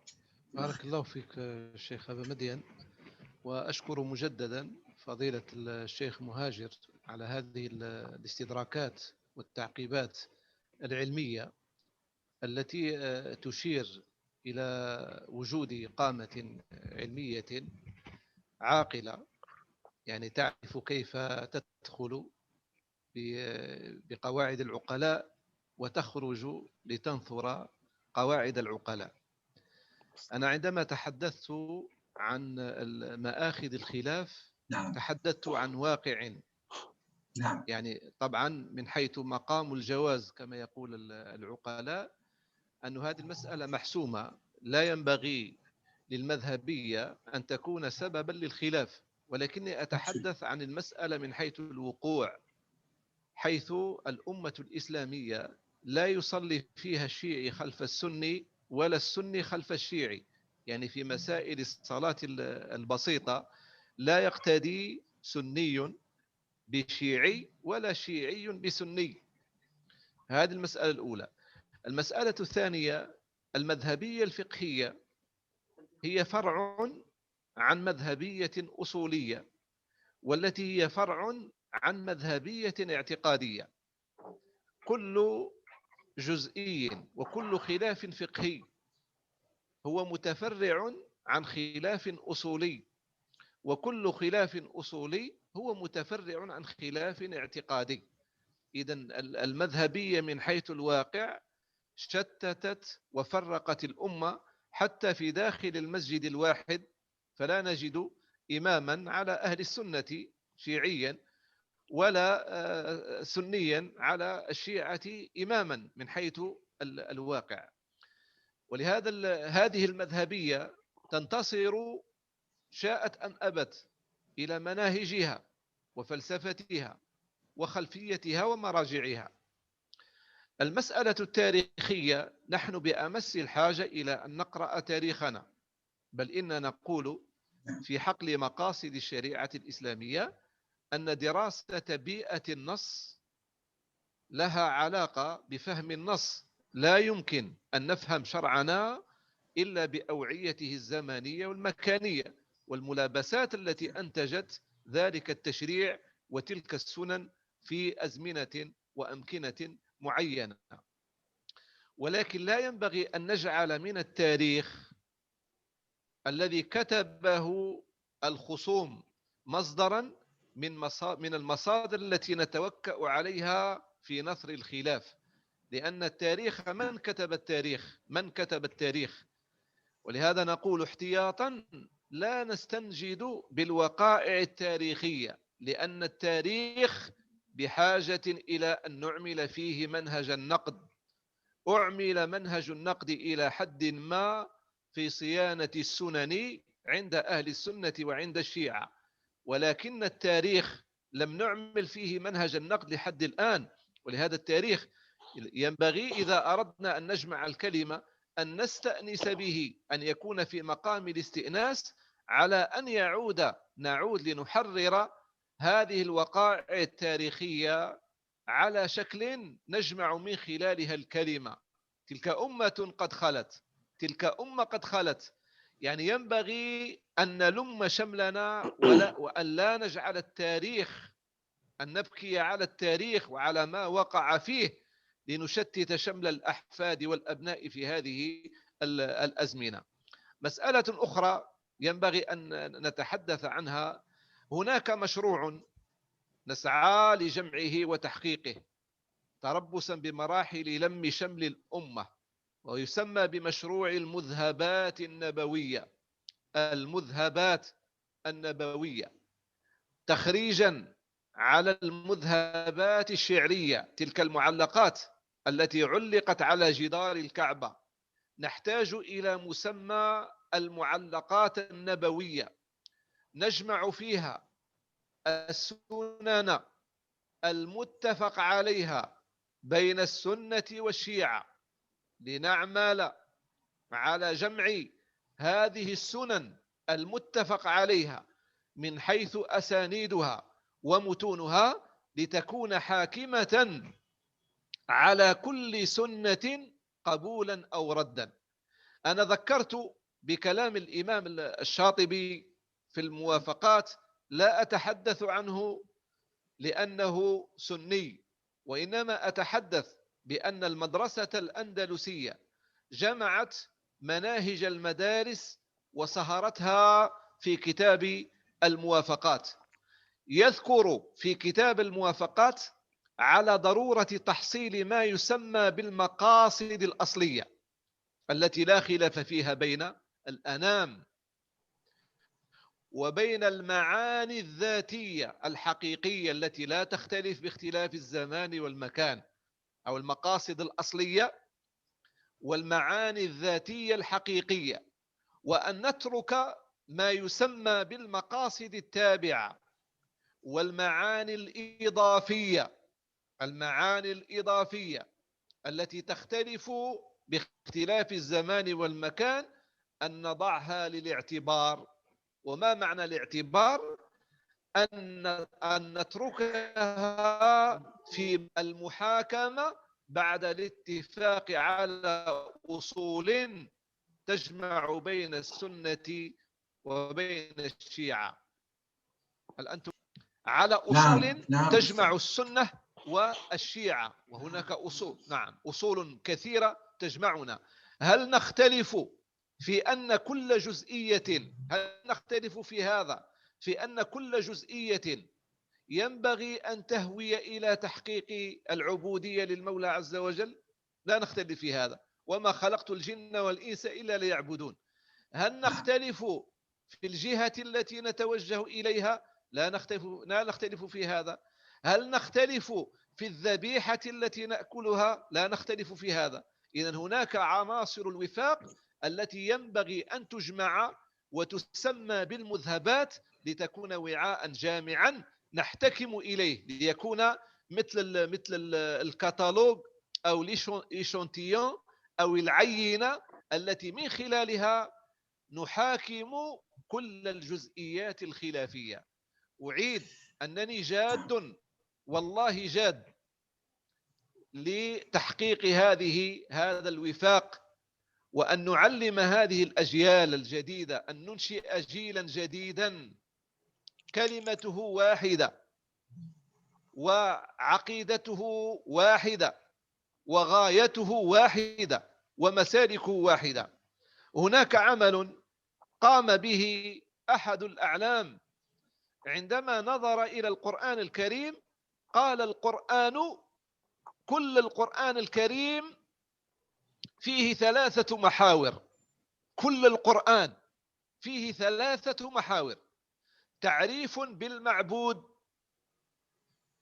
ذاتا وصفات،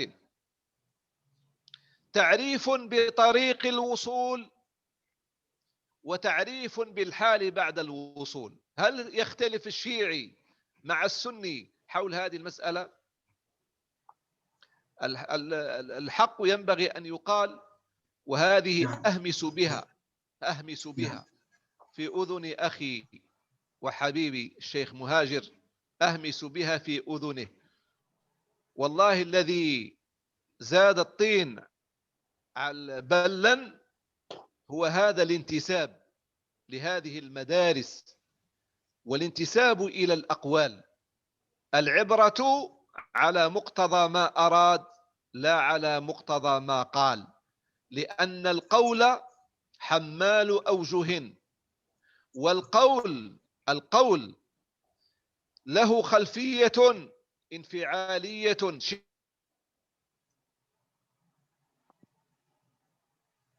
شئنا أم أبيد أن يحققها، ولكن المراد الرباني هو مراد معصوم ينبغي أن نجتمع وأن ندندن حوله كقدر مشترك ولو كان قليلا. وقد جعل، وبها أختم، جعل علماء الأصول ووقتوا لنا أصلا من الأصول، وهو الأخذ بأقل ما قيل، أن نأخذ، وهذا أصل من الأصول، أن نأخذ بأقل ما قيل.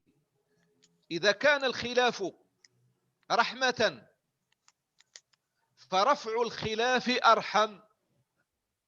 وبها أختم، إذا كان الخلاف رحمة في التفريع فرفع الخلاف أرحم. نعم.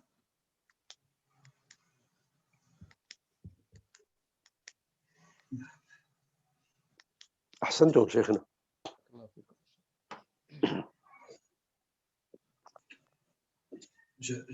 جزاكم الله كل خير Cheikh Hanan Akhdari.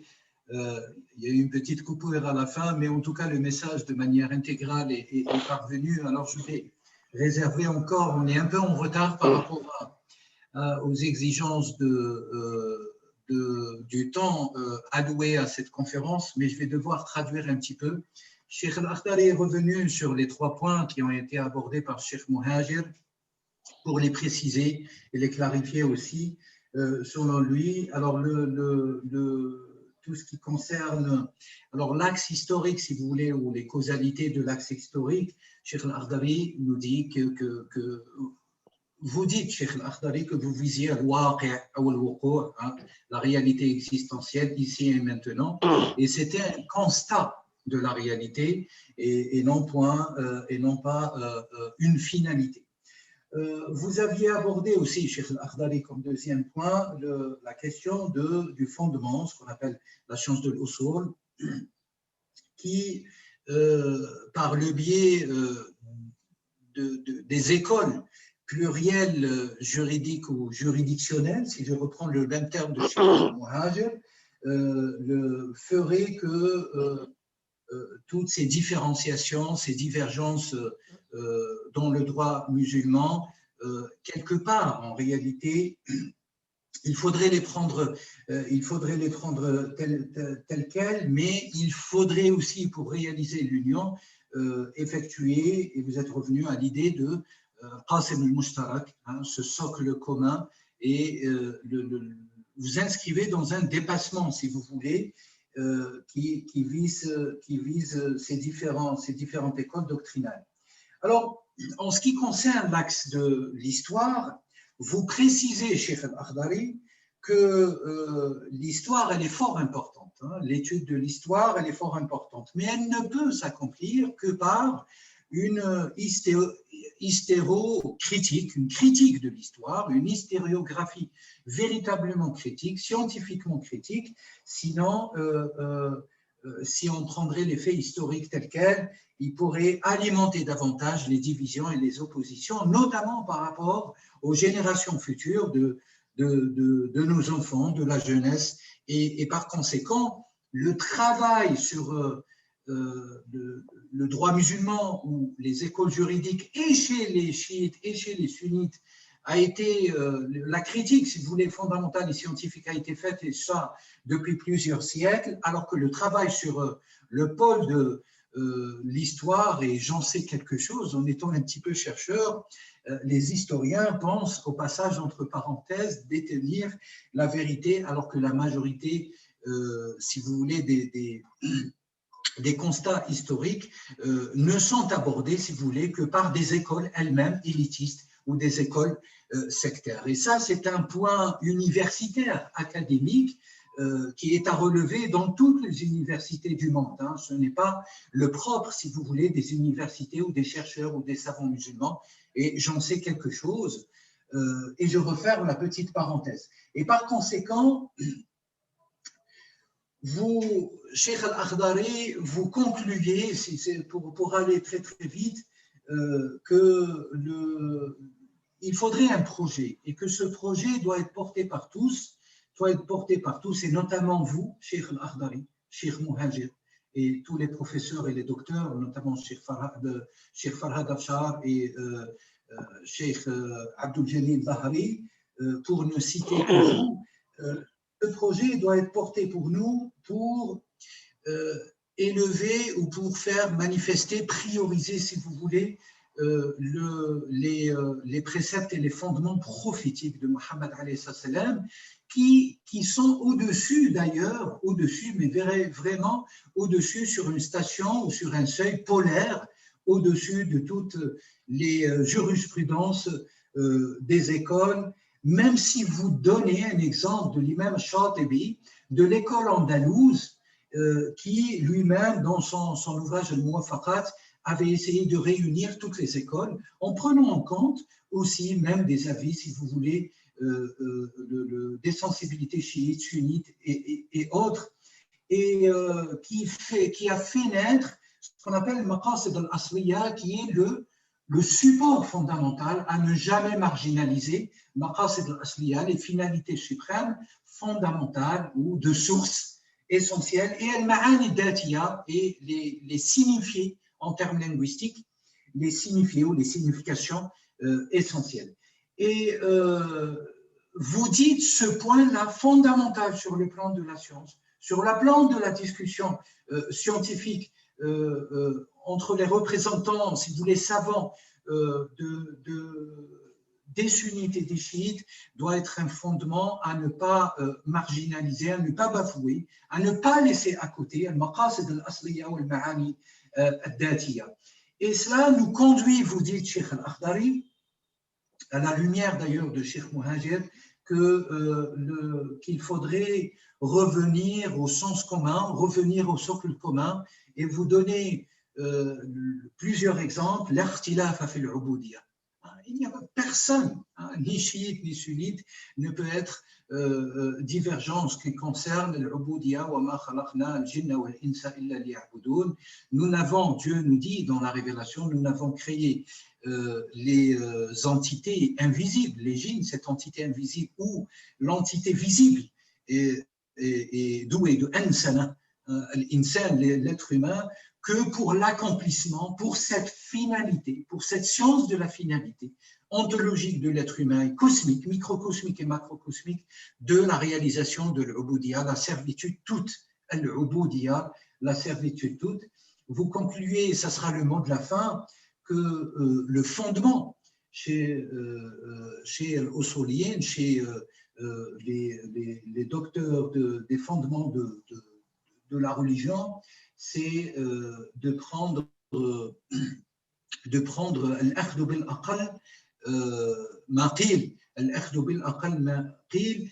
Et moi, je ne vous cache pas, Cheikh Al-Akhdari, une question s'impose peut-être avant, à vous deux d'ailleurs, même à Cheikh Muhajir, de manière un peu, si vous voulez, de manière un peu plus simplifiée et harmonieuse. Qu'est-ce qu'on pourrait, avant la fin de cette conférence, envisager? Vous aviez proposé une cellule commune qui réinvestirait, si vous voulez, la jeunesse en ce qui concerne les pédagogies scientifiques de la transmission des sciences islamiques, qui est un point fondamental. Qu'est-ce que vous envisagez concrètement comme un point, comme un premier pas concret pour les musulmans, quelle que soit leur sensibilité, mais vraiment quelle que soit leur sensibilité, parce que le but suprême est la servitude toute, la réalisation de cette servitude toute, qui est le propre de la nature de l'être humain. Qu'est-ce que vous envisagez aussi, peut-être initialement, afin de préparer, Inch'Allah ya Rabbal Alamin, les prochaines échéances, les prochaines unions de nos deux grands savants, Cheikh Al-Akhdari et Cheikh Muhajir, Inch'Allah ya Rabbal Alamin. C'est une question, je vous demande d'être très très bref. Nous avons encore seulement 5 minutes.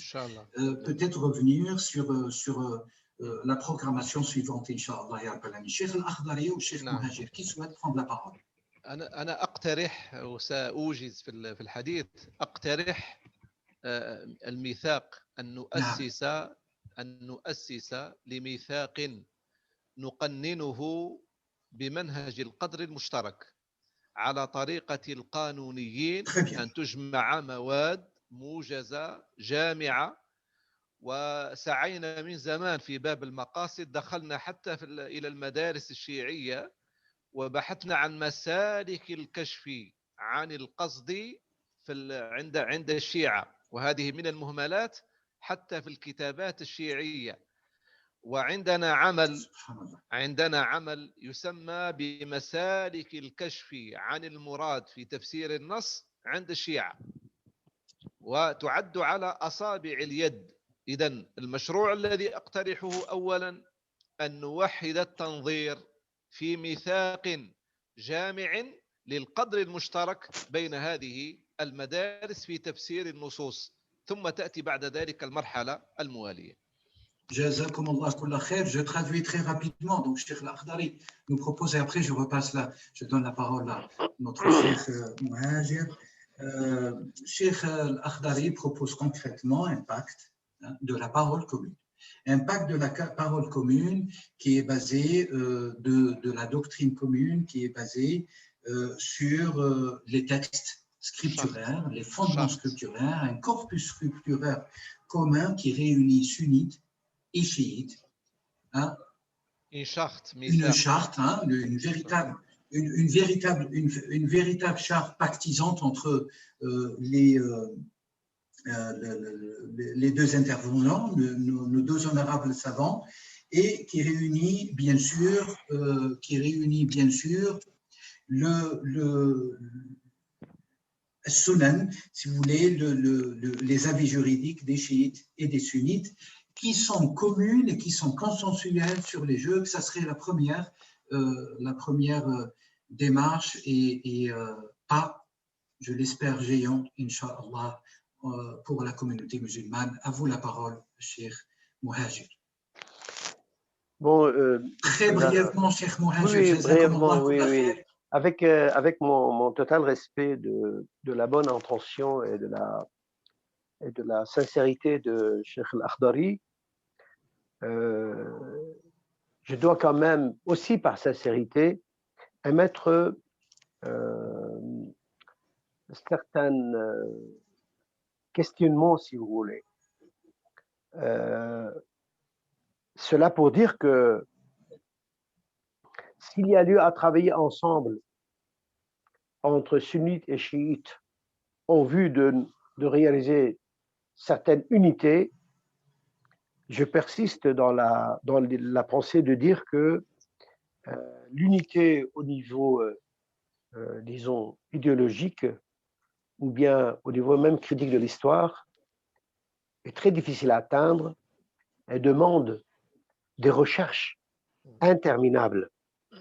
Parce que même par rapport à ce concept que vous venez de annoncer comme faisant partie de l'objectif maqasid al-sharia, d'abord, il faut savoir quels sont les maqasid al-sharia et leur signification. Par exemple, si on prend comme exemple, vous avez dit, l'adoration de Dieu. Bien évidemment, c'est un concept large. Tout le monde va vous dire que moi, je suis musulman, mon objectif c'est adorer Dieu. Seulement, lorsque vous allez trouver un verset du genre qui vous dit, par exemple, أرأيت الذي يكذب بالدين فذلك الذي يدع اليتيم ولا يحض على طعام المسكين. Vous voulez voir celui qui démentit la religion, qui ne croit pas à la religion, c'est celui qui maltraite l'orphelin et celui qui n'encourage pas à donner à manger aux pauvres.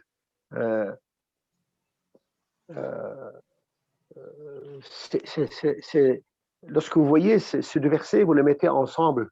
Après, de l'autre côté, vous mettez en face ce verset coranique qui nous montre par le bout du doigt qui est celui qui démentit la religion, qui ne croit pas à la religion. Qu'est-ce que vous allez pouvoir tirer comme concept de l'objectif de l'adoration? Vous allez vous trouver tout de suite face à un concept de justice. Adorer Dieu sans être juste, ça n'a aucun sens. Ça n'a aucune valeur, aucune valeur. Comment vous pouvez adorer Dieu, prétendre adorer Dieu, prier, jeûner, sans être juste? Et si vous atteignez cette dimension de l'analyse du sens de l'adoration, vous allez vous trouver face à une réalité incontournable dans votre étude de l'histoire. Et vous devez prendre position par rapport aux événements qui ont eu lieu dans l'histoire. Lorsque vous allez trouver un verset du Coran qui dit فَلَوْ رَبِّكَ لَا يُؤْمِنُونَ حَتَّى يُحَكِّمُوكَ فِيمَا شَجَرَ بَيْنَهُمْ ثُمَّ لَا يَجِدُونَ حَرَجًا مِمَّا قَضَيْتَ وَيُسَلِّمُوا تَسْلِيمًا. Lorsque vous allez trouver ce verset, dit que vous ne serez jamais croyant, sauf si vous acceptez ce que le prophète donne comme jugement entre vous, et que vous acceptez dans votre cœur son jugement, sans aucune gêne, sans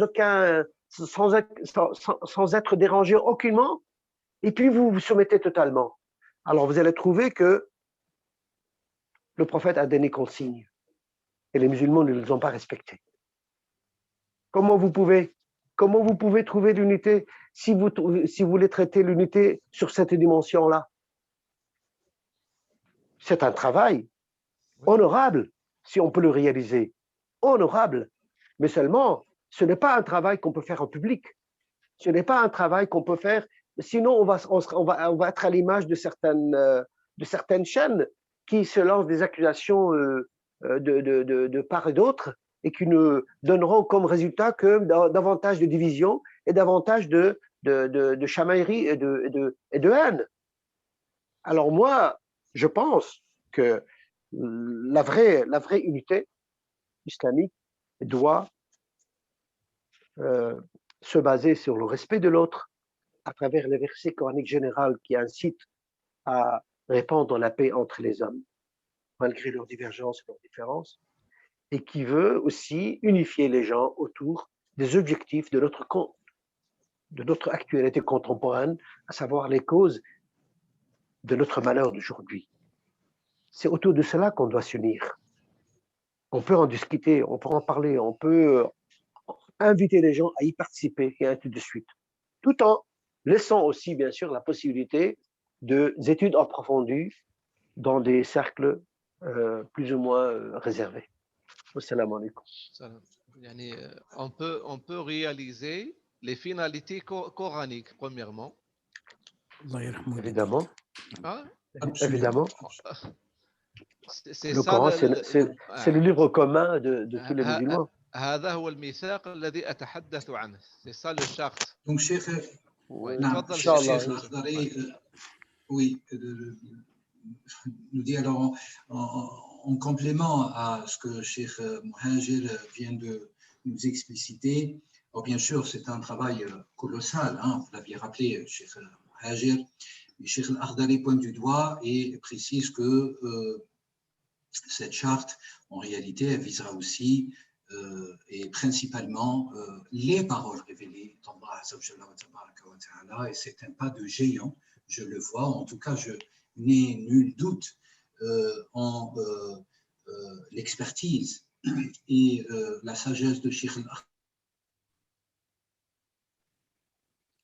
Je pense qu'on a perdu notre ami Boumediene.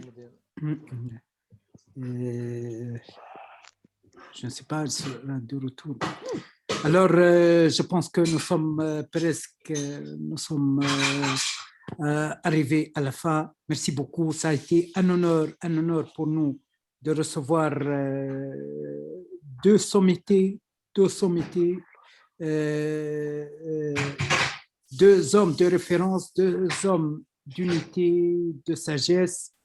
Et j'aimerais bien signaler quelque chose. Souvent, on parle de dialogue interreligieux, etc., entre musulmans, les chrétiens, les juifs, etc. Bon, c'est quelque chose de très important pour réaliser le fait humain,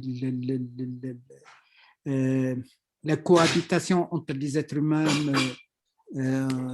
en respectant la différence de l'autre, mais c'est très important aussi de travailler et d'investir dans le dialogue intermusulman, entre musulmans, intra-islam. Merci beaucoup. Je remercie Dr Farhat Afshahar et tout en sachant qu'on va continuer ces cercles, ces rencontres de réflexion autour de l'unité entre les musulmans. Merci beaucoup, Cheikh Muhajir, merci beaucoup, Cheikh Al-Akhdari, et nous aurons des autres rencontres, Inch'Allah, avec vous. Merci, Dr Farhat Afshahar, président de la coordination des organisations islamiques suisses. Merci, madame, monsieur. À la prochaine. Salam alaikum. Merci beaucoup. Au revoir. Merci beaucoup. Salam alaikum. Merci. À la prochaine. À la prochaine, Inch'Allah.